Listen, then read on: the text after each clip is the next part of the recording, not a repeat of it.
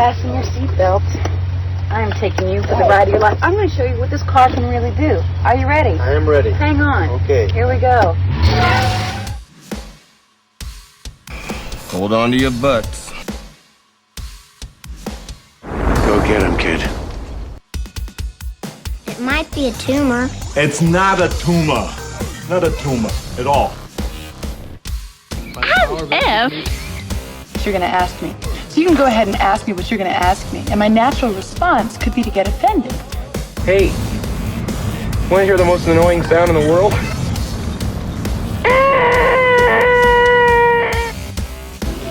Yeah, well, you know, that's just like your opinion, man.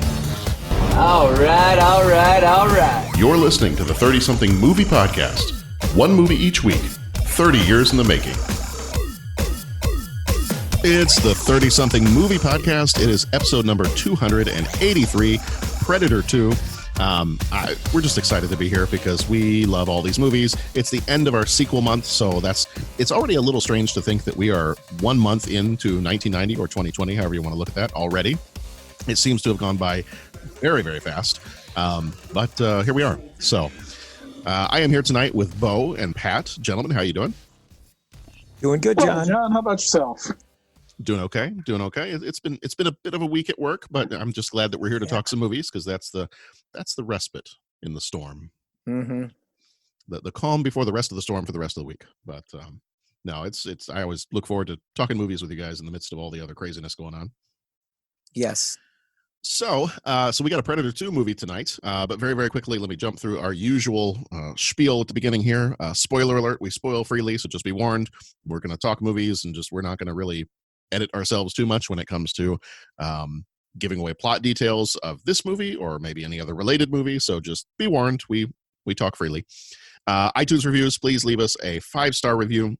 If you can find a way to leave a 6-star review, that would be very amazing. And tell us how you did it because we would be super curious. Also visit our website, 30podcast.com. That's got all the other different ways to interact with us, whether it's the voicemail line, of which we have a voicemail, and we'll be playing one here in just a little bit. Wow. And we've also got our Letterboxd page where you can kind of follow us there and see some of the ratings and a visual way to kind of see some of the movies that we've done in the past, as well as every other episode we've ever done and all the different ways that you can go about listening to those. So Pat, you started to talk about something. I didn't have a whole lot of movie news for tonight, but you started to talk about something and I was like, whoa, hold on, let's hit record and then we can throw that in there too. So I think you were starting to talk about a TV show that you had been enjoying. Yeah, my brother has been trying to get me to watch The Expanse for Amazon Prime for I would say a couple of years. And I watched like the first couple episodes, but then there was a bunch of other stuff and I just couldn't get into it. And it was one of those things almost like the reboot of Battlestar Galactica where you can't just put it on in the background. You really have to pay attention. And so I couldn't get, so I decided like about a month ago to check it out, and man, it is fantastic. It is not just good. It is not just awesome. I mean, it is incredible. It is an incredible show. I mean, I'm trying to keep it spoiler free, so I'll just say the sets, the detail, the costuming, all that technical is at a very, very high level. The plot, the story is incredibly enthralling, and it just keeps getting better. I mean, it's like I have not picked up on any clunker episodes in there. The characters, the casting, I mean, you're genuinely wanting to know what happens to these characters. And just the other day, I was watching it and I was kind of doing the half watch it thing. I was like, doing the dishes while I was watching it on my phone. And it was one of those that like, okay, wait a minute. Did what just happened? Was that what I thought? So I'm like, okay. So later I got home and I put it on and I rewatched the entire episode, and I was sitting there in tears. I mean, it was incredibly emotionally captivating. So I'm telling you, man, it's The Expanse is the real deal. I mean, it's pretty fantastic. And it's taking, I haven't watched that one yet. That's been on my list, but. Oh man. And it's taking every shred of self-control to not say, okay, I just got to tell you about this one scene. I mean, it's great. So I know we all have stuff to watch. I know it's, but it's really, really, really good. It is. I saw the first season when it was on Sci-Fi. Okay. And I haven't gotten back to it since it's been on Amazon, but I hear good things about it a lot. And at the time, it was amazing. So I'm looking forward to getting back to it soon-ish. Yeah, now I've got to ask, was it originally a sci-fi show? Yep. Okay, because there's parts where it fades to commercial, and I'm like, why is it okay, now now that fits into place. Yeah, season 1 was on the Sci-Fi Channel. Maybe not season 2. I can't remember if it switched to Amazon on season 2 or season 3, but people that are smarter than me can comment at some point. That is a great show. Yeah, and I'm trying to compare it because I want the phone. Oh yeah, that is like all the props, the ships, the lighting boards, all it's really well done. Yeah, it's a very well put together show. And Bo, when I first saw it, it surprised me that Sci-Fi still had the budget to put on a show like that. Yeah. And when it went to Amazon, I was not surprised because nothing about that production feels cheap. No. And the characters are awesome. I mean, it's like, ogres have layers, onions have layers. I mean, they just keep going deeper with those characters. And there's so much stuff that almost like, when you watched Stranger Things 3 and it was like, oh my gosh, they went there? No, not in my wildest dream. Oh, okay, they're going there. That is outstanding. Like, those kinds of things. That's what happens as the seasons go on. Like, I'm sitting there trying to figure out, like, okay, is this like a Stranger Things where, okay, season 2 is cool and season 3 is cool, but season 1 is still pretty unique? Or is this something different where it just keeps getting, and it just keeps getting better? I mean, I really, really can't recommend it enough. I mean, it's outstanding. Cool. Very cool. Yeah, it's been on my watch list for a while and just haven't gotten around to it. So it's gonna need to be there. All right. Well, let me know when you guys do so I can talk about it. Mm-hmm. Not to hijack it into the TV podcast, but do it. Star Trek Picard. I was about to ask if you'd watched it yet. Yes, Bo, talk to us. Yeah, it's good stuff. It's getting what's the word I'm looking for? It's getting some harsh reviews. Yeah, I heard about. I heard those starting out slow, and I can see where people are coming from, but I would like to know how many of the people who think it started off slow watched Discovery. Mm-hmm. Because I feel like this is the new normal for these streaming services. They have a story to tell in 10 to 12 episodes. They're not in a hurry. They're going to tell their story, and they're going to do it at a pace that feels right. They're not going to try to whiz-bang you into something too fast and blow their wad too early. It has been a long time coming, and that was 45 of the best minutes of television I've seen in a while. It was awesome. Yeah, it was a lot of fun. It just felt so good to return to that world, and it pulls from everywhere. It does. And I mean, you've got some Voyager stuff, you've got some J.J. Abrams stuff, you've got Next Generation stuff, It's what they're doing is really cool. I've been reading some stuff more than I usually do. I hear we're going to get a little more Nero, more Nero origin story kind of stuff. Really? Which is exciting. I love the interaction with the dog. I don't want to give away anything, but the big reveal in the first episode was not as surprised as some people were. It's like, well, I saw that coming. I don't think this is giving away too much because I think it's out there in the ether. But Pat, I don't know how encyclopedic your memory of Next Generation is. But if I said Commander Bruce Maddox, would that mean anything to you? Okay, so yes, because I'm just gonna say I was just doing some research on the show, and that was the cat that he when they were trying to figure out if Data was alive or not. He was the guy, didn't he? He was, he kept referring to him as it, and okay. I'd like to introduce you all to Encyclopedia Cantagallica. I'm just I'm saying I just read about it. Otherwise, I would have said I know that name, but not where. So I'm not claiming encyclopedic knowledge. I'm I know what company of which I'm dealing with right now. So it made me honestly giddy just to watch. And then the thing I will say, I don't know, when you do get ready to watch it, if you have once you have the access to do it, try to get a hold of the short treks also. Sometimes you have to get those a different way. Mm-hmm. They've been producing a bunch, and there's one that's called Children of Mars that is supposed to tie into Picard somehow, and I'm starting to see it, but I don't want to give anything away yet.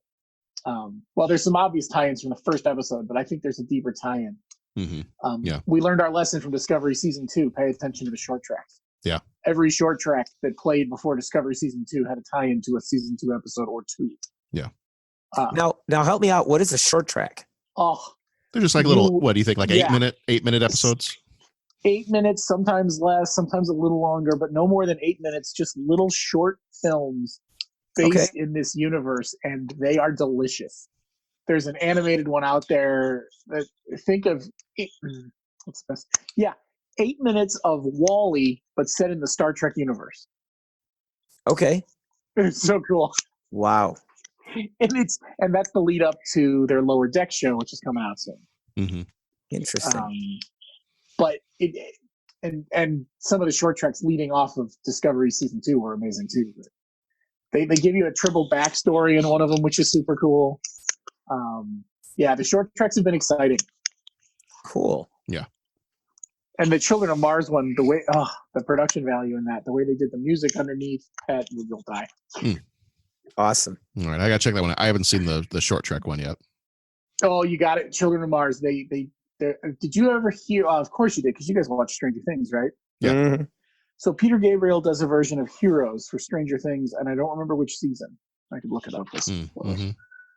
Hear that? It's a really slow version of Heroes. And the only reason I think it's in Stranger Things is when I downloaded the song on, why is it Stranger Things OST? Cover song at the end of Stranger Things Season 3. There you go. It's a haunting cover of David Bowie's Heroes by Peter Gabriel. Yeah. Oh, which is used by the show once before. Hold, please. The internet is loading. Where else did they use it? In episode 3 of the first season. So if you've ever heard that, this whole 8 minute short tracks is basically played with that song playing underneath. Huh. Awesome. Super cool. And if you haven't heard it, just go listen to the song. Peter Gabriel's cover of Heroes is quite good. Cool. Although John being such a Bowie fan, I don't know, is it sacrilegious?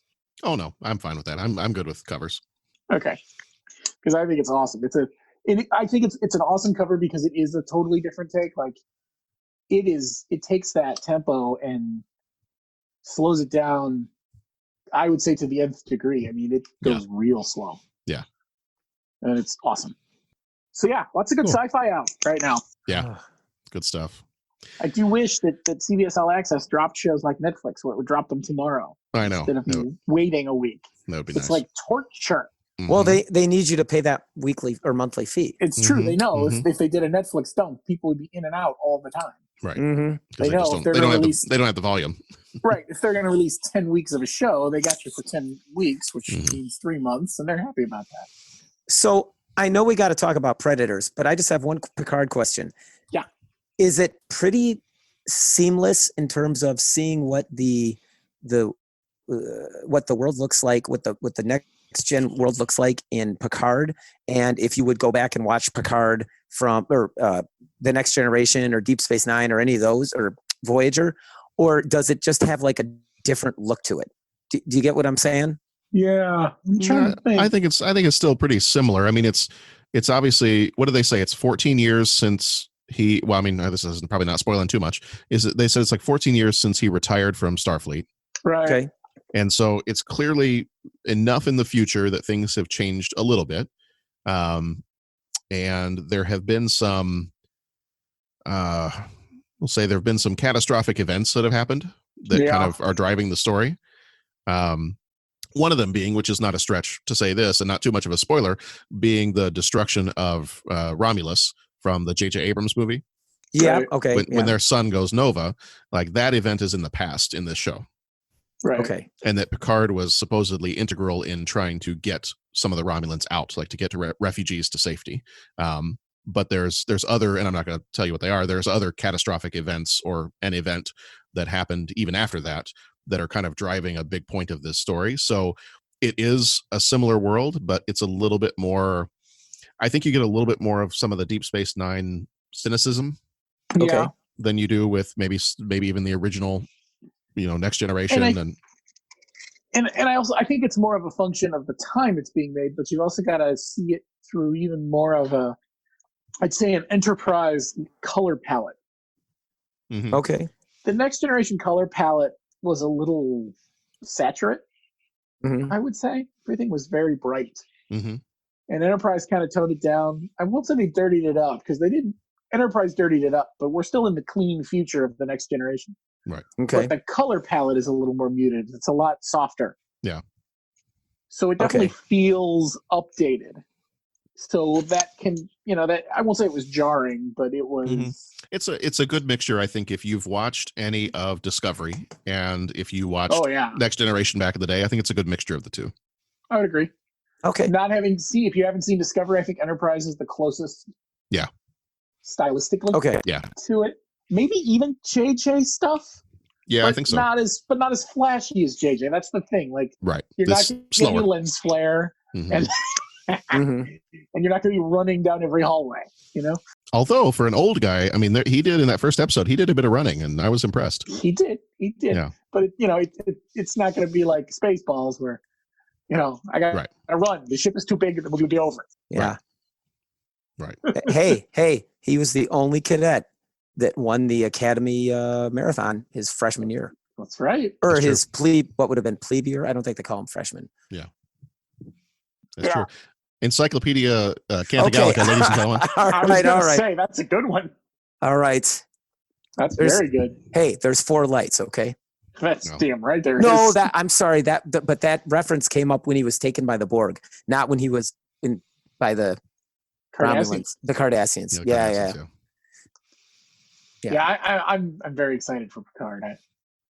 I confused my kids one time. I feel like we were working on something in the basement, and I yelled that. There are 4 lights, and they had no clue what was. I was like, guys, come on. Clearly, I haven't done right. Yeah. Well, that was one of the scarier episodes of Next Generation. It was. I'm not gonna too much. Well, hey, when the kids, I feel like I had put on some Star Trek at one point, and so their first taste ever of Star Trek was, I believe, The Best of Both Worlds. Oh, very nice. So that was their first ever, and I think they were probably hooked after that. Like we watched, and this was a couple years ago. I feel like we watched like 3 episodes in a row right after that. Yeah. You know what I think made that episode so? Wait, are we talking about where he became like the Borg, or yeah?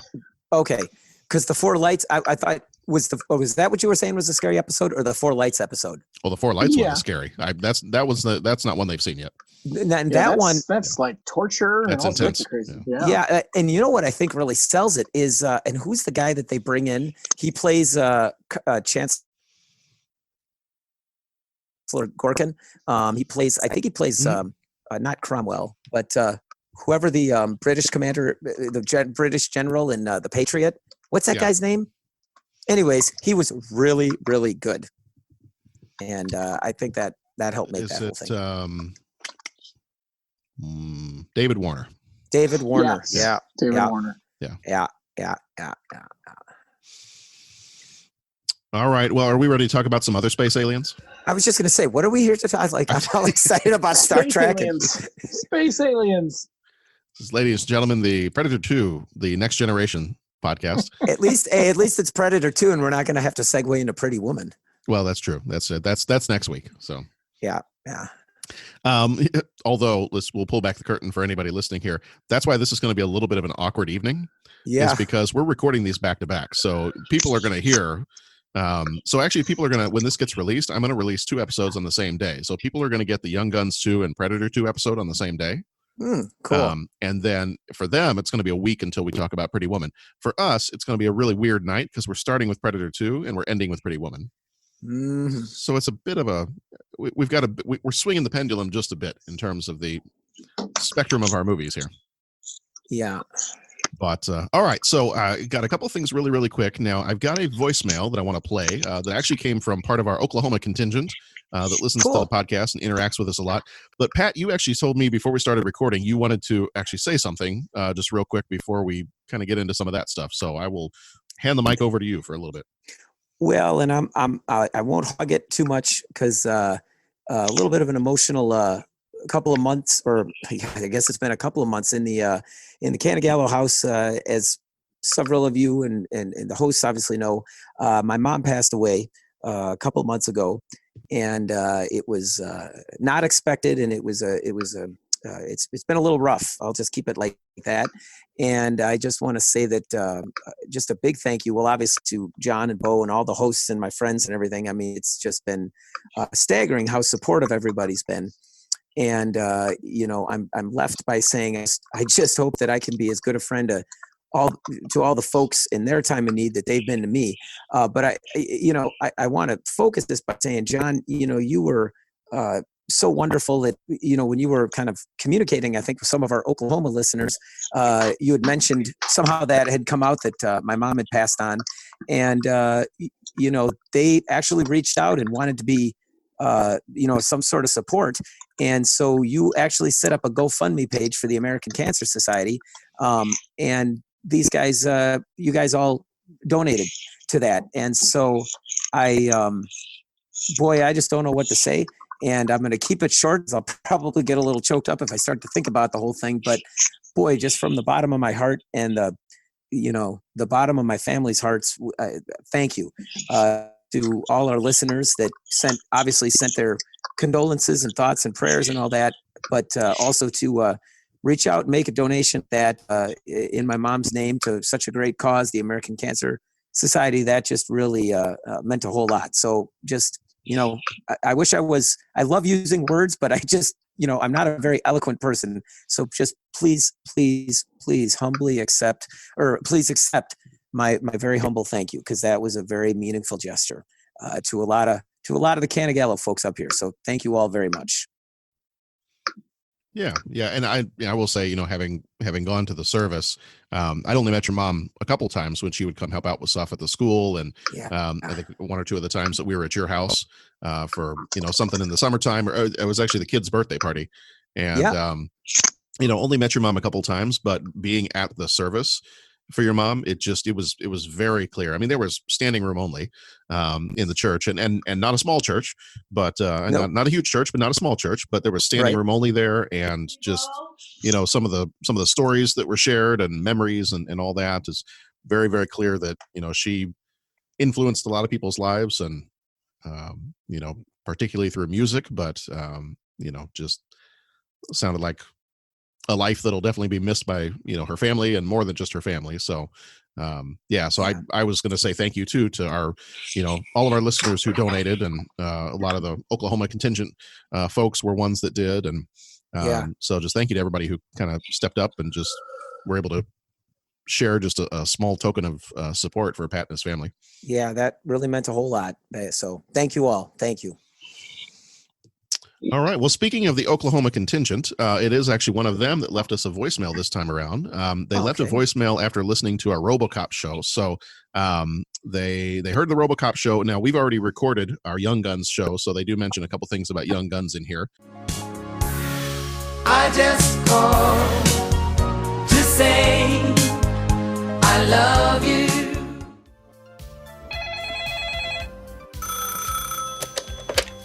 Ed Rooney's office. Ferris Bueller's online too. I don't know who you are. I don't know what you want.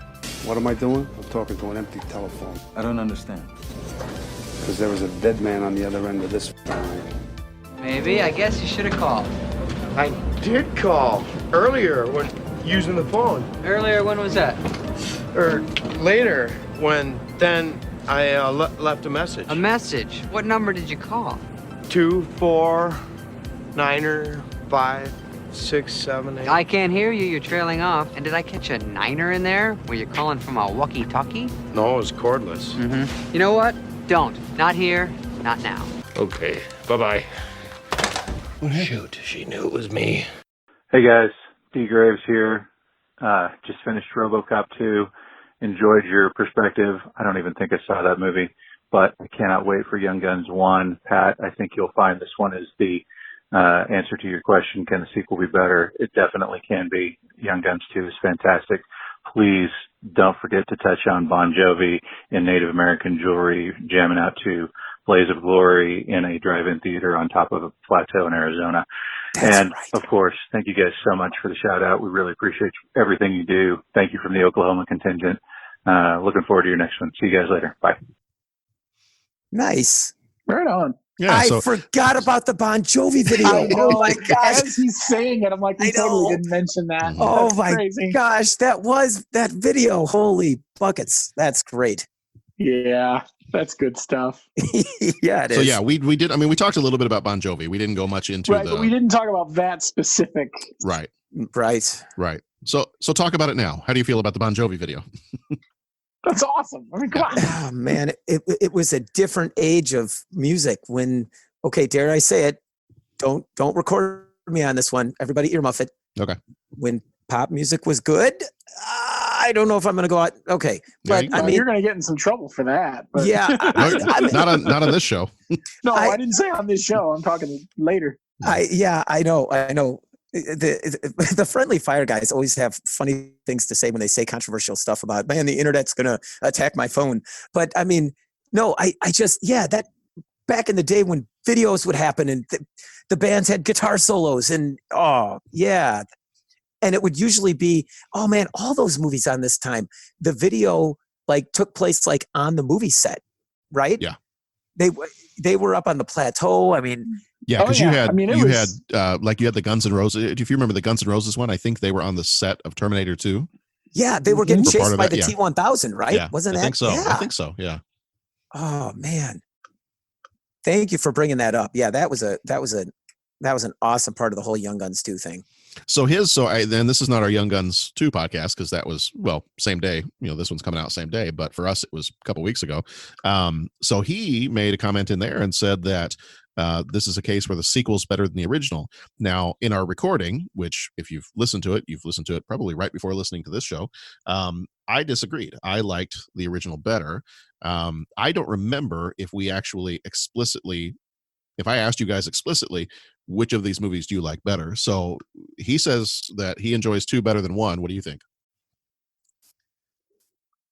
I'm going to pull shenanigans on this and say I just see them as like 2 chapters in the same book. Like they just seem to, I don't know. And it was like they did the sequel in the right way. It continued on. I mean, how do you top the original? I'm going to give the non-answer. I'm going to talk for 20 minutes and it's going to come down to I love them both. Pat, if your copy of the book was caught in a shredder and you could only save 1 chapter, which chapter would you save? Oh man, you know what? I don't know. I don't know if I could pick one. It just they both had their own flavor. Pat, if Billy the Kid was holding a gun to your head and he said that you have to pick either Young Guns 1 or Young Guns 2, which one would you choose? Make me famous. I know that's my. I'm sorry, John. I'm sorry. I can't pick. I figured I'd just try to push you a couple times and see if I could get it. No, I know. I'll see if something comes out. But they both have.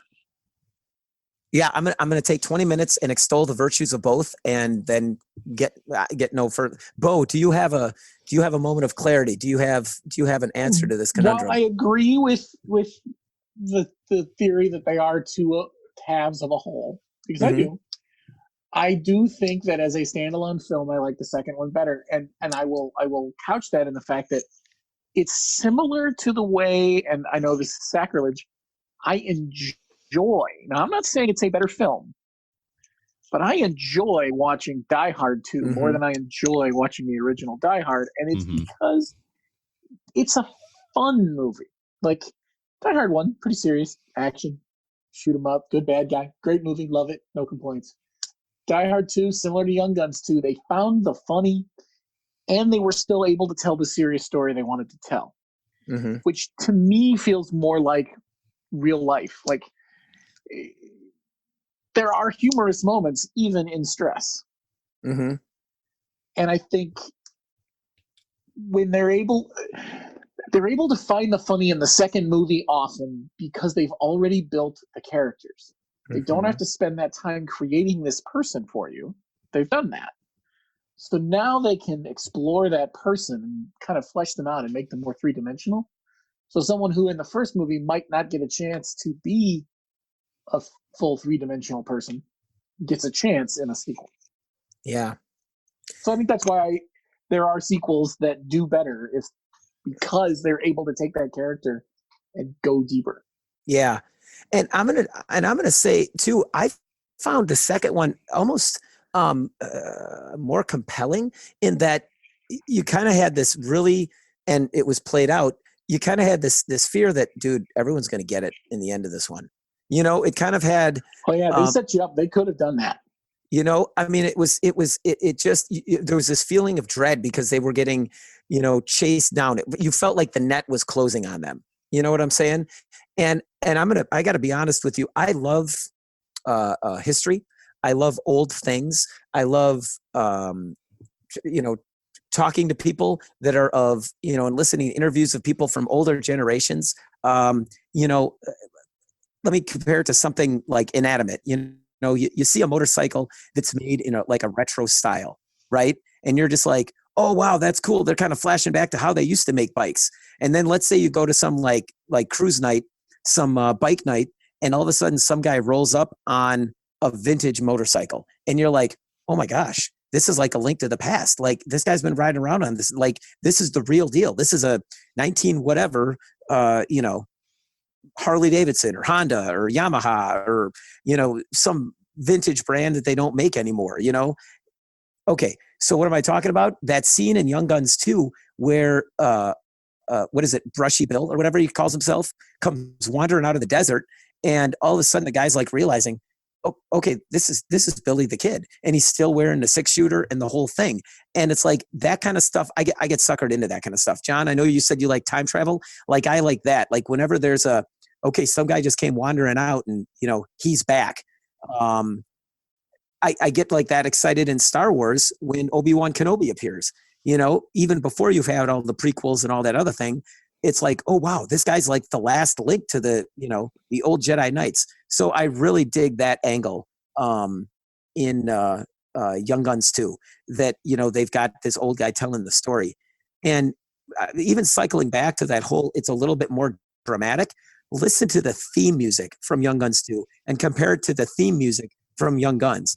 Young Guns is, I think, John, you described it as like the rock and roll Western, and it's like a party all the way through. This one, the way that theme, it's just more, it's got a more somber, more anguished kind of sound to it. And it just sounds like, yep, the net's closing in. And I don't think everybody from the Billy the Kid gang is going to survive in this one. And yeah, so anyways, that's why I like the second one. Now, again, I don't know if I can say I like it better than the first one, but it's, yeah, I dug the second one. So, yeah. Nice. All right. Well, we're ready to talk a little Predator. Oh yeah, that's right. Predator. Okay. That is what we're here for. I mean, it's not the Young Guns Star Trek Picard episode, but you know, it's all good stuff. So it's all good stuff. Well, we can blend it all together. That's fine. If you want the Predator to go toe to toe with Picard in a fist fight while Bon Jovi is playing in the background. Dude, I'm in.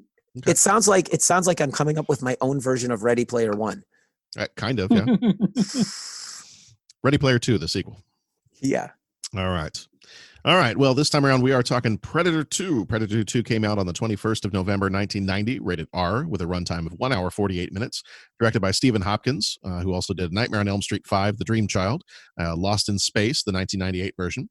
Producers were John Davis, Lawrence Gordon, and Joel Silver. Davis did iRobot, Gordon did Lockup, and Silver did one of the greatest movies of all time, Demolition Man. Writers for this one, it's not a lie. I really can't wait till we get to that one. Writers for this one are Jim Thomas and John Thomas, and together they both did Predator, Wild Wild West, and Executive Decision. If I can say that one correctly. Cinematography was done by Peter Levy, who also did Broken Arrow and Judgment Night. Music was done by Alan Silvestri, who did The Avengers and The Polar Express. Budget was $35 million. Box office was $57.1 million. Rotten Tomatoes critics give it a 29%. Rotten Tomatoes audience give it a 44. IMDb gives it a 63, Letterboxd a 56, and Cinema Score a B+. Kevin Peter Hall, who died in 1991, played the Predator. He was in Harry and the Hendersons and Big Top Pee-wee. Danny Glover played Lieutenant Mike Harrigan. He was in Lethal Weapon and Angels in the Outfield. Gary Busey played Peter Keyes. He was in Point Break and Under Siege. Ruben Blades played Danny Archuleta. He was in Once Upon a Time in Mexico and Safe House. Maria Conchita Alonso played Leona Cantrell. She was in The Running Man and Extreme Prejudice. Bill Paxton, who died in 2017, played Jerry Lambert. He was in Aliens, Apollo 13, and Frailty. Robert Davi played Captain Phil Heineman. He was in The Goonies and License to Kill. Adam Baldwin played Garber. He was in Full Metal Jacket and Independence Day. Kent McCord played Captain B. Pilgrim. He was in Galactica 1980 and Airplane 2. And Calvin Lockhart, who died in 2007, played King Willie. He was in Wild at Heart and Coming to America. Here is the trailer, and we'll be back in just a second. Los Angeles, 1997. It's the hottest summer on record. Pollution is choking the city. The gangs control the streets. It has not been a nice day! As bad as things are, they're about to get worse. Much worse.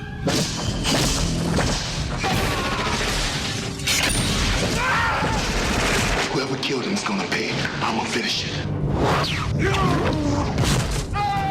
It has almost no weight. But it cuts like steel.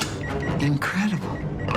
Whoever did this took out 4 men armed with machine guns by hand. You don't know what you're dealing with. Otherworld life forms, drawn by heat and conflict. He's on safari. Lions, tigers, the bears. Oh my.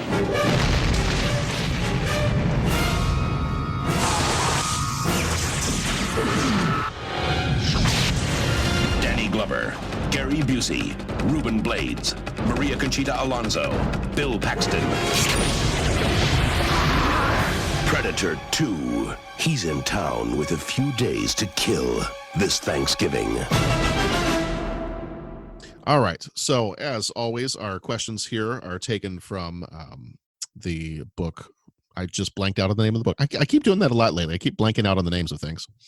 But it's taken from the book Focus, The Art and Soul of Cinema by Tony Watkins. So we've just kind of been using those questions to help guide our talk here just a little bit. So first question we tend to start with is, how does this movie make you feel? Is this movie for you gentlemen? Now, this movie for me, because I think I talked about this in one of our, maybe the RoboCop episode, this was in a list of movies for me that was just whenever we'd have like a sleepover or, you know, a movie that we knew our parents didn't want us to watch, but we were, for the most part, unsupervised and had some time to watch some movies that we were not supposed to be watching. For lack of a better term, this movie was Voodoo Magic Man for me and some of my friends.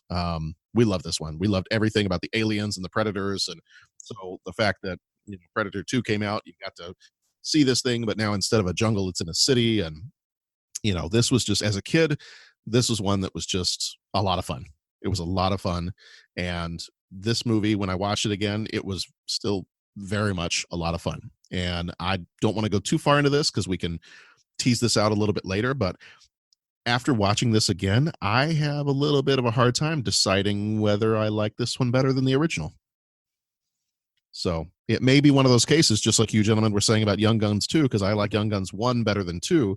But I think, as you were saying, I don't know, I might have had more fun watching this one, but I know that the original Predator is probably a better movie. So I know we could talk about that, but that's kind of how this movie makes me feel. Is I enjoy just about every minute of it. Lions and tigers and bears. Oh my!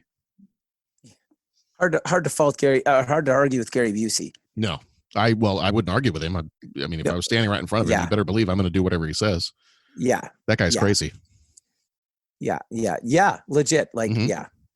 Well, I mean, I kind of interrupted you, so I mean, I apologize for that. But No, go for it. I agree with what you said. I saw this one first. I didn't see The Predator. I saw this one first, probably at a sleepover, probably way too young to see it. But yeah, it was like, man, this is it gobs of action, and just the whole Predator concept is cool. The idea of, I mean, it was kind of a horror thing. Like, in one sense, it's like, dude, this will freak you out.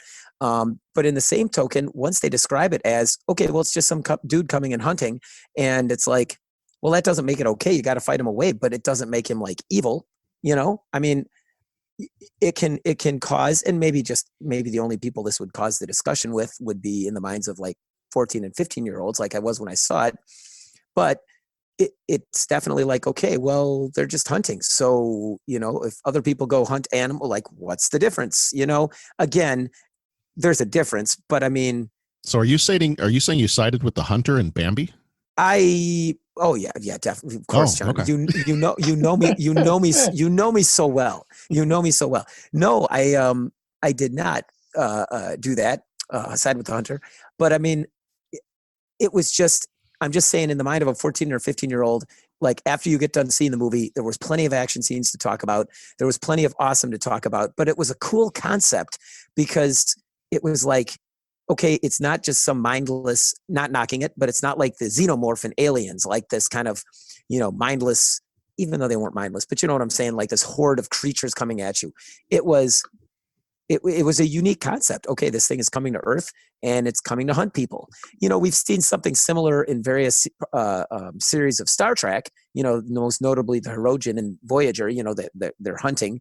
But it's an interesting concept. So yeah, how does it make you feel? It makes me feel like I'm 14 and enjoying action movies again, So I'll sum up my comments like that.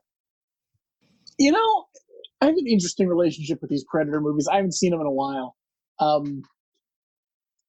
I did enjoy the action end of it. I chuckled a little seeing Danny Glover, and I'm thinking, you're too old for this stuff. Mm-hmm. Gary Busey was good. But I don't know, it didn't grab me this time. I don't know what it was. I don't know if I just wasn't in the mood or what.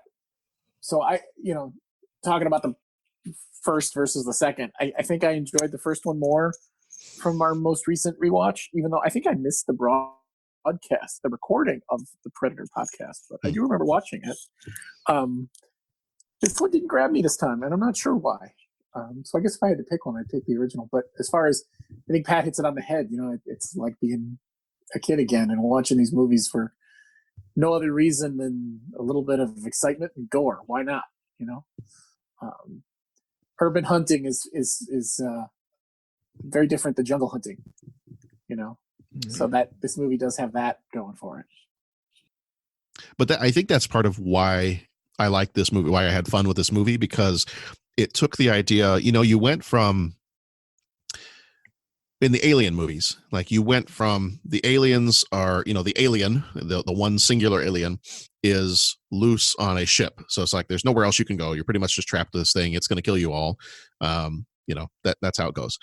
Aliens, you're still, you're on their home turf now, and there's a lot more of them, but you're still pretty much on a ship-like structure. Like you're in a colony. It's pretty much still the same type of environment. It really hasn't changed. And I think that's what I really like about the Predator movies, at least these first two, is that it's still the concept of the hunter, and he's got some kind of a hunter's code about him.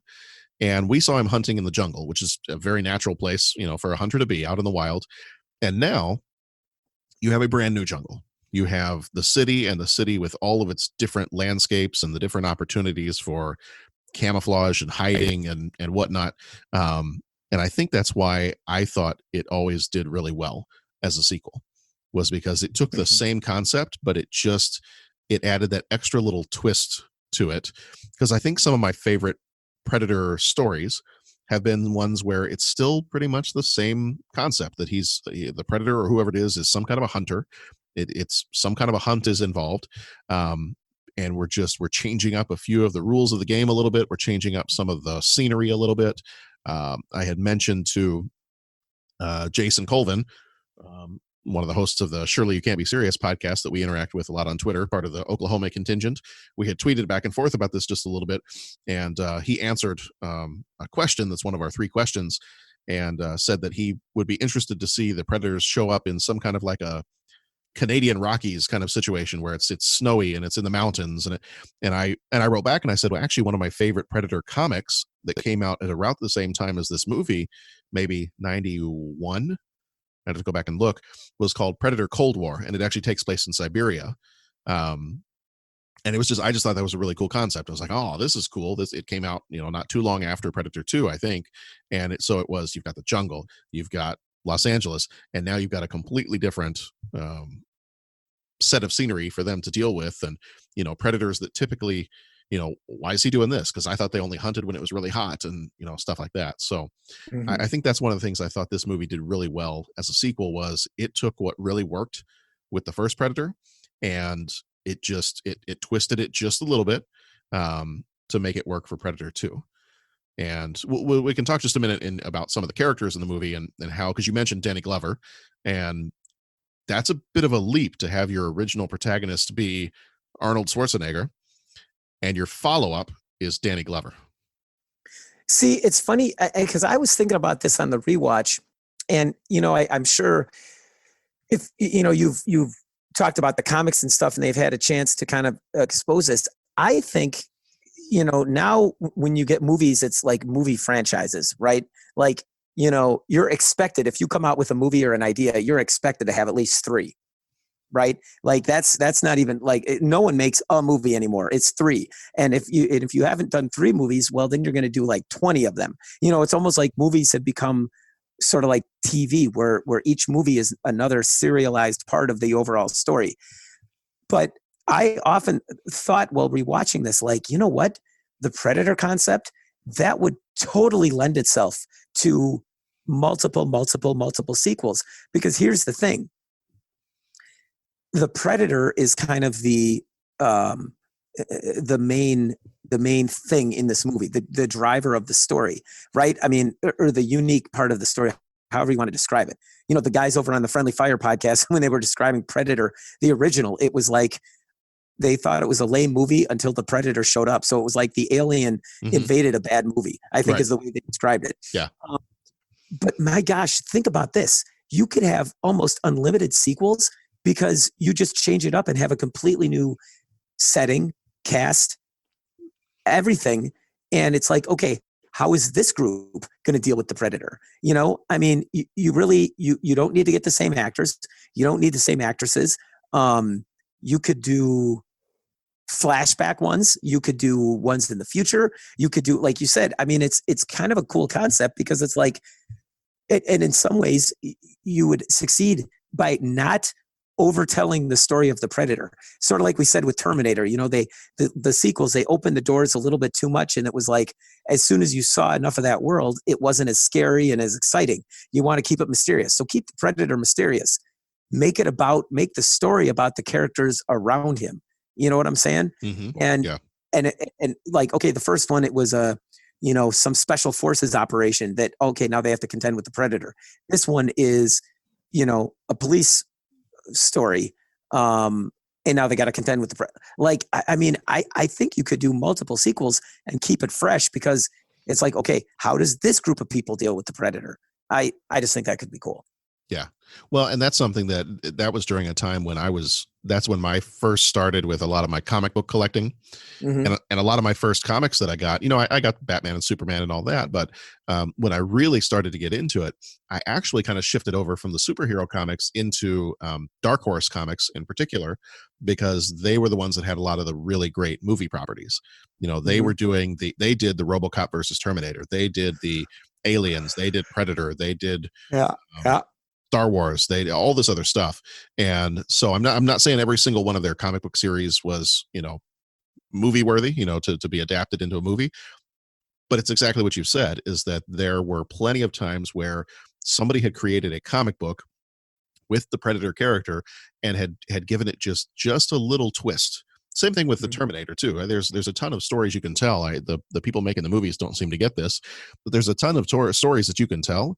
You just need to make a few changes here and there, and make the characters compelling enough, and boom, you've got yourself a story that works. And that was something that I always thought was great that they did in those comics. Now, you mentioned about, just change the scenario up a little bit. And I know we've got one of our 3 questions is kind of similar to this, but it was something I just thought of. It's not my answer to my question in the 3 questions, but something I just thought of is it would be interesting to have a premise for a movie be where the predator goes into a situation where he is the hunter, and come to find out that what he is hunting is more advanced than he is. And all of a sudden he becomes the hunted. And that could be an interesting twist on it too, is you've got this predator who he's always got the upper hand. And this one time he's not fighting a team of people. He's not fighting a group of cops. He's not doing any of that he, all of a sudden realizes that he's in over his head. Cool. And he's got to deal with that way, or, whatever it might be. But I think there's a lot of stuff you can do with these movies. And I think that I kind of feel like after 2, a lot of it just kind of fell off the rails with regard to the Alien versus Predator movies and the newer Predator movies they've made lately. And yeah, I haven't seen the newer ones, but like Alien versus Predator, here's my problem with that is they kind of got away from the formula, if you will, where they made it about the people surrounding it, and the predator was still a thing of mystery. In AVP, they kind of opened that door to that world a little bit too much. He wasn't as scary or awe-inspiring as he was in the other movies, and it just kind of became it became like Godzilla versus Mothra. Not knocking it, but I mean that's kind of what it was. Like, okay, these 2 things going at each other, and we kind of know what's going to happen. I mean, the Alien vs Predator video game is really, really cool, but a movie and the comic is great. I love the comic. Okay, cool. Yeah, if they had taken the story of the comic, actually, one of our 3 questions is based on the Aliens versus Predator comic book. If they had taken that story, where they are in the midst of a hunt, where they have, they're hunting the aliens on this world, and this colony has been wiped out, and one of the humans actually gets to the point where she does something to kind of deem herself worthy in the eyes of the predators, so they actually allow her to join them because she's got nobody left. That was the premise of the story, is she becomes a human predator and becomes part of their tribe, and everything that goes along with that, and how she has to deal with that. And but yeah, otherwise the movies that they came out with were just not, they weren't of the same caliber. Yeah, I agree. So Bo, not as much a fan of this one. What is it about this one that doesn't quite work for you? You mentioned a couple of different things, but where does this one fall apart for you? Is it story wise? Is it, Danny Glover's just not quite as muscle bound as Arnie is, so it's a little unrealistic? But it is Arnold. No, I think it's mostly pacing and story. I just couldn't get into it this time. Okay. I don't know if it's. But you've enjoyed it other times you watched it. That I remember. I mean, Okay. I will admit, Predator not top on my list of rewatches. I've probably only seen these 2 movies 2 or 3 times. Okay. Ever. Okay. And this one probably only twice, from the first time I saw it and this time. I've seen the original off and on. This one doesn't randomly show up on TV like the original does. For whatever reason. Yeah, I just wasn't into it. Predictability, I think a little bit of it. The scene where they go back and investigate the room, and you're like, oh yeah, somebody gonna die. And I don't know. It didn't grab me by the ears this time around. Didn't grab you by the predator mandibles. Exactly. Right. Yeah. Yeah. I think maybe it was the whole the subplot of at the beginning, the subplot of the don't interfere with the government's investigation thing. I don't know. Sort of felt contrived, I guess. Well, and that may be, there may have just been too many subplots going. Yeah, maybe that's it. Maybe I just couldn't get into one plot. Maybe that actually might describe it better than I can. Because really, Predator, the first one, was a much simpler movie. You've got this team. Totally. It was. You've got this team in the jungle, and that's pretty much it. And yep. This movie tries to layer some things on, and I don't know if it completely successfully does. I mean, for the most part, I tended to forget about the government guys until the very end of the movie, and then come to find out that they know exactly what this Predator is, how it operates, how it can see. How I'm like, they had it all figured out. Like, we've studied this, and we know what he is. We just have to catch him. And right. Like once again, don't mess with Gary Busey is what we're learning. Well, true, and really, when you think about it, duh. Mm-hmm. Yeah. Anybody who's got those eyes as crazy as that dude. Yeah, and I've heard some like interactions with him in real life. Not I've had some, but I've heard some people that have had some, and they say he's a little, he's a little crazy. Well, see, I quoted that part of the movie earlier, but I am completely, and I think it's in the trailer too. I am completely convinced that he's not acting in that scene where he does the whole thing. He's like lions and tigers and bears. Oh my! When he does that whole thing, I'm like, I don't know that. Does the dude know that the cameras are rolling? Is my question, or is he just talking and somebody happened to be filming it? And I think he might just be that crazy. So, well, director, that's how they got it, right? That's my hot take on Gary Busey. So. Yeah, I think something about this movie. Now, in terms of getting into like the characters and things like that, I like the idea of the hunting ground now being the city. I like the idea that, once again, it's when things get hot, the Predator comes out, and that's when he's going to do his hunting. Which is funny. I was listening to a podcast earlier this week, and they were talking about.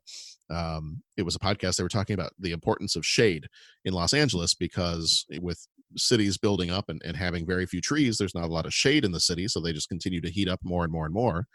And at the beginning of the podcast, they said, "In this episode, we're going to talk about why shade is a matter of life and death in Los Angeles." And I'm like, well, no kidding, because when it gets hot, the Predator comes out. So if you don't have shade and your city heats up, then you're going to get hunted, you're going to be killed, and that's why you're going to be dead. So only if you have weapons. Well, I guess that's true too. I guess if you're just a little kid that's offering candy, then no, you're going to be okay. But or if you're pregnant. But that's true too. So that's actually one of the things that my only gripe with this movie is in the first one, it was very clear the Predator was hunting pretty much everybody. Because in the jungle, there were not a whole lot of options. There were the people that lived there, that is their native land. And then there was the special ops team, but you didn't have a whole lot of options. So it was very clear why the Predator was hunting those people, because that was what was within his hunting ground. He is in downtown Los Angeles with many, many, many, many people. And yet somehow he's always choosing to go after this group of cops. Like he's taking out every partner that it almost goes from being a hunt into like a personal thing of, well, and maybe that is part of the hunt, but it's like, well, maybe Danny Glover is the most worthy opponent. So therefore I'm going to take out all his people and I'm going to force him to come to me. But then that almost to me doesn't fit with the MO of the Predator. That I'm not sure Danny Glover has shown why he would be the most worthy person in all of Los Angeles to be. Well, because he's the highest paid actor in the movie. Well, I get that part, but sorry, I just couldn't help myself. Okay, I'm gonna change your name from Love Fest to something else. Yeah, but I think you're totally right. Like it doesn't necessarily rise to that. In the first movie, you could understand why he was going after who he was going after. Oh yeah. I mean, biceps alone, you knew exactly why he was going after the people he was going after. Sure. But Danny Glover, I mean, he's a great guy, but what not made really him in the gym tonight, No, and what made him, I mean, other than having a bit of a temper and being a bit of a rebel, what made him a worthy opponent? Because that's the thing I always got out of the Predator movies was that part of this hunter's code is I'm going to, I may hunt some other people here and there, but I really, as a warrior, as a hunter, I'm really after the big game. Like I'm after a challenge because then I can prove myself as a hunter. And I just didn't. That was the one thing about this movie that on all the different rewatches since when I was a kid, I didn't care about it. but all subsequent rewatches, I kept running that through my head going, what is it that makes Danny Glover, other than being the protagonist of the film, what is it that makes him worthy of the big hunt? And that's the only part where this movie kind of falls apart for me. Mm-hmm.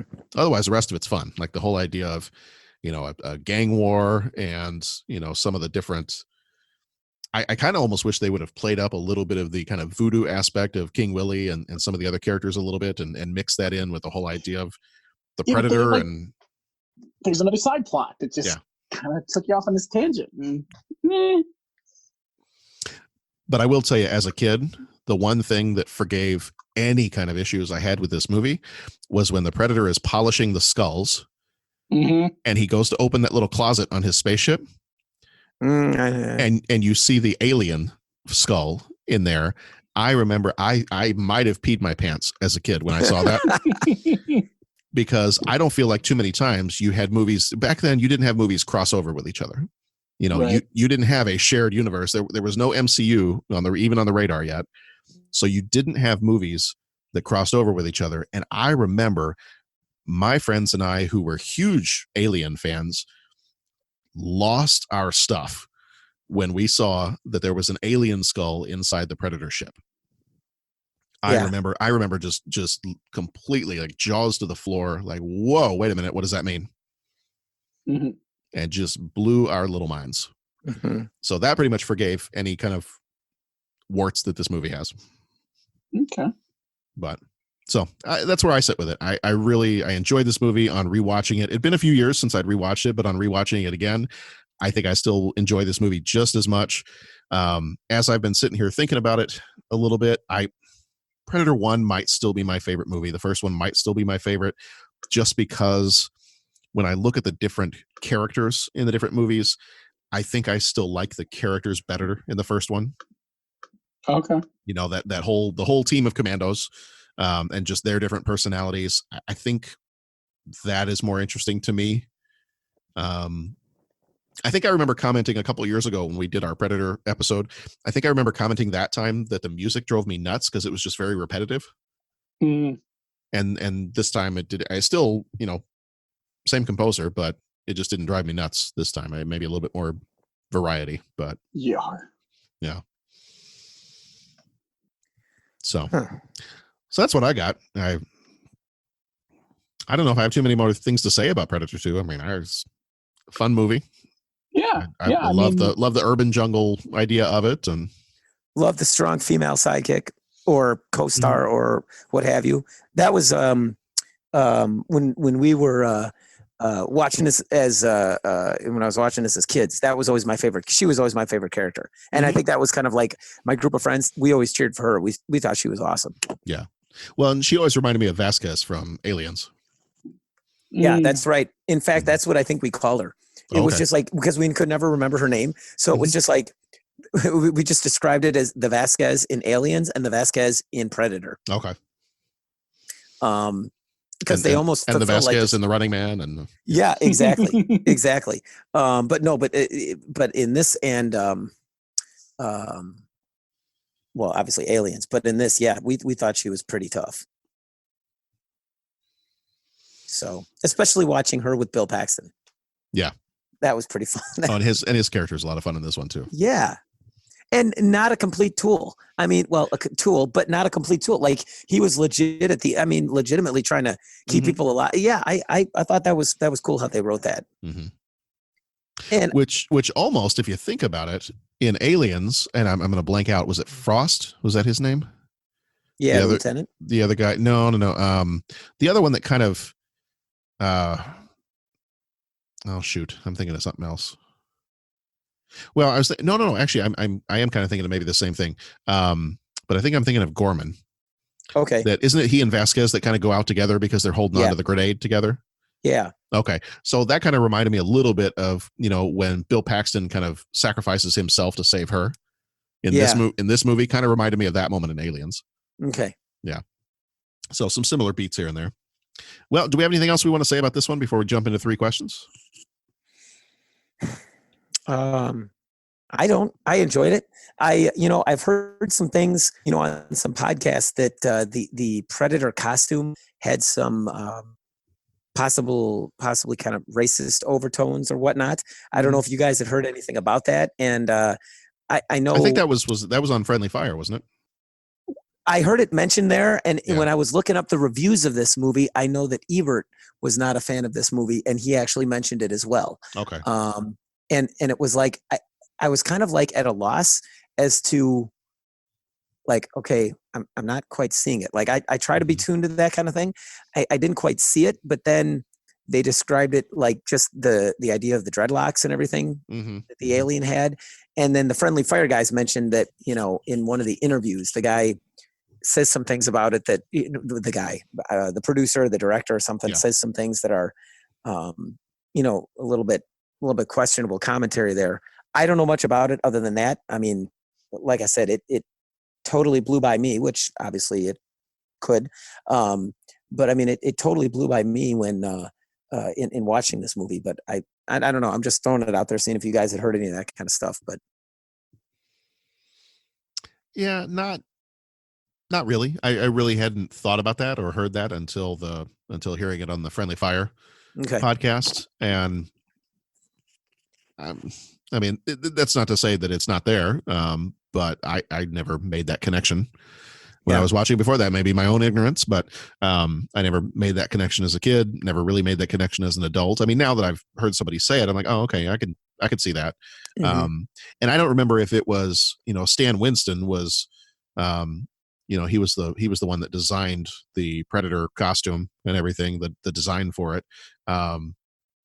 I don't remember if it was him. It might have been him that made some of the comments that, even if you tried to defend it, it's like, well, no, maybe it's not. Maybe that's not what they intended. And I think, like you were saying, I think he actually said something at one point in time. And I don't remember if it was him or not, but one of them said something that kind of led you to believe, oh, no, well, they actually, they meant it. So.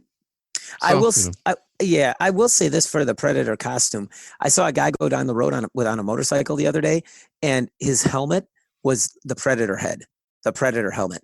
And it was like really well done. I don't know if it was like something you pull over your helmet, but it was like, it had the dreadlocks and everything. And it literally looked like the Predator riding down the street on a motorcycle. It was really tough.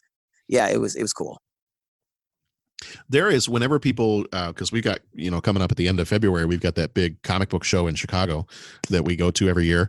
And it's always impressive to me when you have anybody dress up as the Predator, because typically it's somebody that's pretty tall.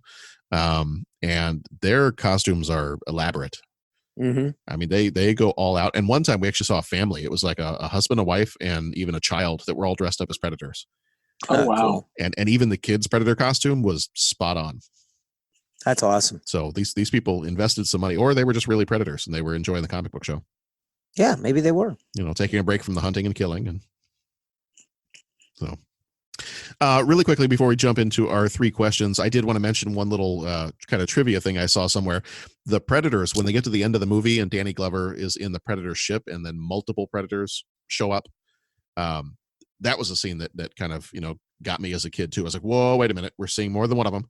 And they go and they hand him that like Revolutionary War era musket that he's got. But I guess those Predators in that scene were Los Angeles Lakers players.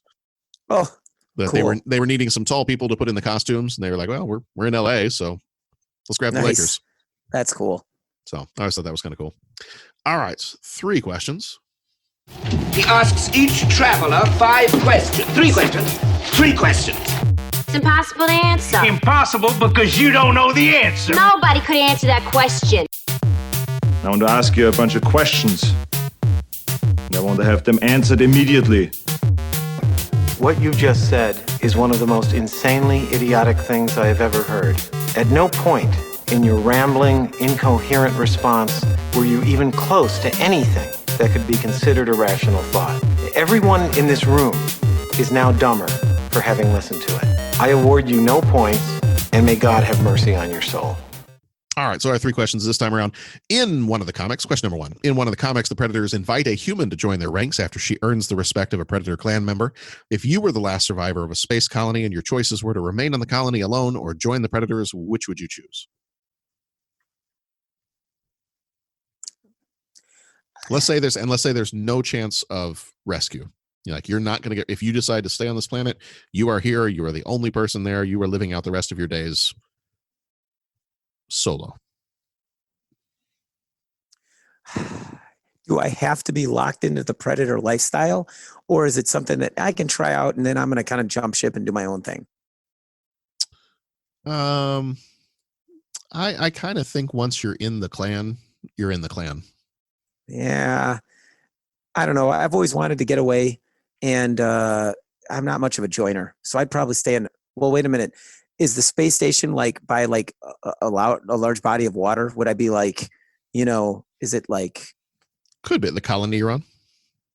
Yeah. Could be. So basically what you're saying is you're not going to go with the Predators. You're just going to be Tom Hanks in Castaway. Yeah. If I could be Tom Hanks in Castaway, okay, or Luke Skywalker. As long as you have a volleyball, you don't need the Predators. Okay. Or Luke Skywalker on Skellig Michael, or, something like that. Would that be an option? Sure. Why not? Yeah. I'd hang out by myself. Okay. Okay. Yeah. I would probably join the Predators. I don't think I could wrap my head around being alone for that long. Mm-hmm. Yeah, I just don't think I could do that. Yeah. I think I'd probably, I don't know. I'd probably stick it out on the colony. I'm not much of a hunter, and I don't know. I don't know that the Predator lifestyle is going to be one that, I've gone to college. I've been to a frat party. So I kind of figured that maybe part of the Predator lifestyle is very much like a very hyper aggressive frat party. But yeah, actually, now that I said it that way, that totally changed how I look at the Predators. I'm picturing them on their ship in between hunts doing a bunch of keg stands, and yeah. Dude, what kind of frat parties did you go to? Dudes with masks and laser guns and trying to spear bricks, stab someone with a trident.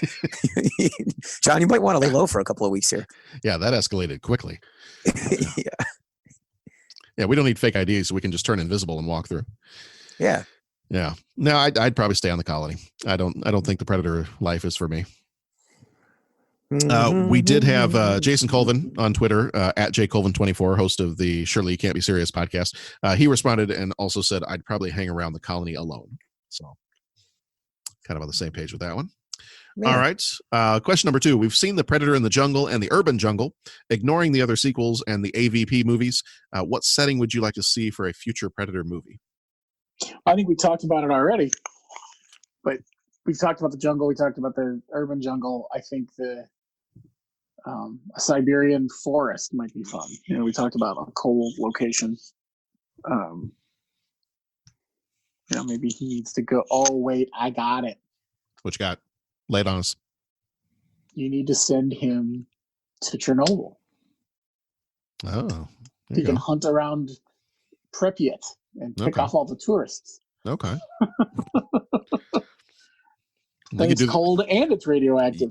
You could do the same thing in Orlando at Disney World. That's true. That's very true. Except then it's not cold. That actually might be a fun movie too. Mm-hmm. I'm in. Mm-hmm. Predator 3: The Magical Kingdom. Well, that Disney can make a ride out of it somehow. Predator 4: The Happiest Place on Earth. There we go. I got all kinds of ideas. We can keep this going. I can see, because then what you could do is you could have him stand atop Epcot holding up his spear and a skull and some lightning strikes. And yes. All right. I think we quit our jobs and just start writing the screenplay. Yeah, yes. Pat, what do you want to see? What situation do you want to? Are you wanting Alien and Predator go to White Castle, or what? I don't know. What do you want to see? Alien and Predator go to. That's good too. Old school Predator style. No, I honestly, I'd want to see like a blast from the past. I'd want to see, remember the movie Cowboys vs. Aliens? Yeah. Like I'd want to see Old West Predator. I'd want to see, like a sword and sandals movie with the Predator, like the Predator in ancient Rome. You want to see the Predator face down Billy the Kid and mimic back to him I'll make you famous. I think, I think that would be awesome. I think that would be outstanding. Like that scene in the original Young Guns when Billy leans out the window and calls out to the guy, "Hey, looks like you got so-and-so with you there." "Yeah, we got him and plenty other." Kabam! "Well, looks like you don't got him anymore," or something. Like I could see him gunning down some predators like that. It's I think that would be, I would love to see like that, in the Old West or a historical type time period. And I know I was kind of panning this idea in terms of like crossovers and all that kind of stuff, but I'm just going to throw in there, it would be awesome to see a Wolverine versus Predator. Maybe it's been done in comics, I'm not sure. I think it's actually been done. Did I ever show you those little short films that they make? Yes, the superpower beatdown or something. Yeah. Okay. Yeah. I'll have to look because I should have. Okay. I'm pretty sure. I'll take a look for it. I'll send you the link if I can find it, or I'll put it in the show or whatever. I'm pretty sure they did a Predator Wolverine. Yeah, I'll have to find it for you. I'm almost positive they did. Yeah. Well, in any event, that would be what I would like to see. I would like to see Predator in the Old West, or Predator in, medieval times or Roman times, or, something like that. Yeah. Yeah, I think I like the idea of going back, because they almost kind of set it up that way when they handed him that musket at the end of Predator 2. Like you almost got the sense that, well, we've completely opened up the door to what kind of movies we can make now. We don't have to keep going into the future. We can go into the past. We can, because clearly the Predators have been around here for a very long time. And I think actually even it might have been Alien versus Predator. I don't remember if it was Alien versus Predator Requiem or one of them. They even kind of make the statement that, well, the Predators actually came here and taught humans how to build civilization. They were the gods of the ancient Aztecs, or they were the gods of the ancient Egyptians, or something like that. So clearly they've been coming back. This is their favorite little hunting ground that they've been coming back to for thousands of years now. So you've got that. I think something I would be interested to see is, and I don't know, there's some of the Predator sequels or Alien versus Predator sequels that I have not seen. I would be curious to see something even on like the Predator homeworld. Like I would be, actually that we could twist it around then. I would almost be curious to see if you took the idea of, the humans have become sick and tired of being the ones that the Predators always come to hunt. I'd almost be curious to see a movie where you actually have a human that somehow gets to the Predator homeworld and he does the hunting. So turn it around a bit, and that could be kind of fun. But yeah, I like the idea too of the Predator Cold War comic that takes place in Siberia. That was always a fun one. Jason Colvin actually responded to this question too and said, "I'd love to see a Predator movie set in the Canadian Rockies, cold and snow, although a desert movie would be good too." So yeah, there's a whole bunch of different situations that you could put it into. So I'm good with whatever. Yeah. All right. And question number 3, what is your favorite movie or TV show that involves a hunt of some kind? Mine's easy. Hunt for Red October. There you go. It's a little on the nose with it in the title, isn't it? Yeah, well, I thought about trying to avoid it, but I was like, why? Yeah. No need to. Exactly. Yeah. What about you, John? What do you got? Well, Jason Colvin, again, he responded. Actually, I think he responded to all these questions. But he actually stole mine. He mentioned mine first. It's actually the episode of Looney Tunes where Elmer Fudd is. We've got rabbit season and duck season. That is probably my favorite hunt of all time is rabbit season, duck season. That is one of my favorite cartoons of all time. Yep. And I reference it repeatedly, but something like, if we're going beyond that, even something like The Running Man, I think a couple other people might have mentioned Terminator. If I was being serious, I love the rabbit season, duck season thing, but maybe something like The Running Man or something like that. I always thought that was a fun one. Yeah, that's pretty cool. I don't know that I've got anything. I don't know. Nothing's really standing out. And I suppose if I went through and tried to look at, everything that, had hunt in the title, or, how how far can we stretch the question? I could come up with something, but yeah, I really don't have much for you right now. Yeah, that's all right. All right. Well, I think that's probably going to do it for us for our 3 questions and for our Predator 2 episode. So this concludes our month, actually our first month of the new decade of 1990. So we are 1/12 of the way through the year, gentlemen. Wow. When you put it that way. I know, it's kind of crazy. And now I feel bad it was my understanding there would be no math during the podcast, but and I feel bad that I didn't answer one of the questions. When we had 5 questions, then it was like I'd still score 80%. Now I'm like in D range, man. I gotta up my game. I wasn't gonna say anything, but it's I'm not a math teacher, so okay, here we go. Jumanji done. Bam, there you go. Mic drop. There we go. I'm back in. Pat's back. There you go. You got Pat's back. Pat's back. Oh man, a Jumanji Predator crossover. That'd be fun. Yeah. The Predator's hunting Robin Williams. Mm. That's a very different movie. What it was, what it will be. See, if you get me going again, we're going to have a lot of trouble here. Weather out there today. Okay, no. All right. Sorry. Right. There's horns everywhere. Maybe drop a little napalm there, try to cook them down. Maybe a little barbecue. See, when you get me going on the Good Morning Vietnam stuff, it's kind of like, do you remember that episode where when they started singing I'm Sailing Away and, and Cartman had to finish it? Hey, you guys. Like he couldn't move on with anything until he finished singing the rest of the song. So they would purposefully start the song and then stop at a certain point. Mm-hmm. So he had to keep singing. That's kind of like when you start the lines from Good Morning Vietnam. I kind of have to complete them. Once he lays into it, Clark. Once he lays into you, Clark, it's better just to let him finish. Let him finish. Mm-hmm. All right. Well, in terms of finishing, I think we're finished with this episode. So if you want to find out more about our show, it's 30podcast.com, at 30podcast on most of the social medias.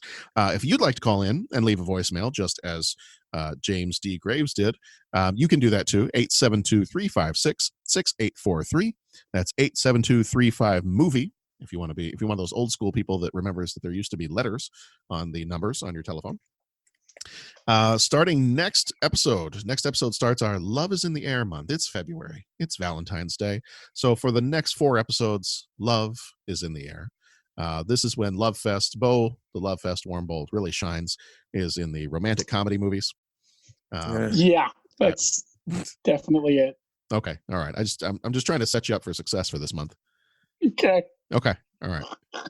I'm here for you, Bo. I'm here for you. I personally am a romantic comedy, but I appreciate this. Okay. I think I probably tend to lean a little bit more along the comedy range, but that's all right. So coming up in our Love is in the Air month is episode number 284 will be Pretty Woman coming up next week. 285 Ghost, 286 Wild at Heart, and 287 Mermaids. Without going too far into it, any of those 4 jump out at you right away as being a favorite of that group? I hadn't thought about that.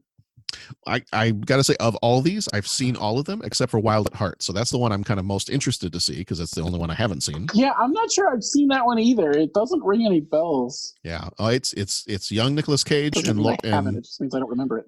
Right, it's young Nicolas Cage and Laura Dern, and I think Willem Dafoe might be in it too. So it sounds just crazy enough that it might be good. It might be Pretty Woman. Might be my favorite of that list. Okay. I got to tell you, as I have seen Ghost and I enjoyed it once, but I do not feel for some people, Ghost is a return to it movie and return to it often. And it's never been that for me. This will probably only be the 3rd time I've ever seen it. And I haven't seen Mermaids in a long, long time. I am not a fish. All right. Well, that's what we got coming up soon. So in the meantime, thank you, gentlemen, for being here with us. Thank you, John. Thanks, John. Together. All right. We'll see you all back here next time. So be excellent to each other. Go watch some good movies. We'll see you back here next week for Pretty Woman.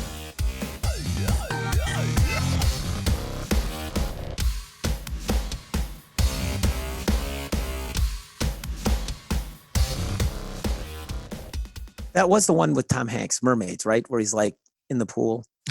No, you're thinking of Splash. Yeah. That's right. So I totally that's too funny. That's yeah. All right.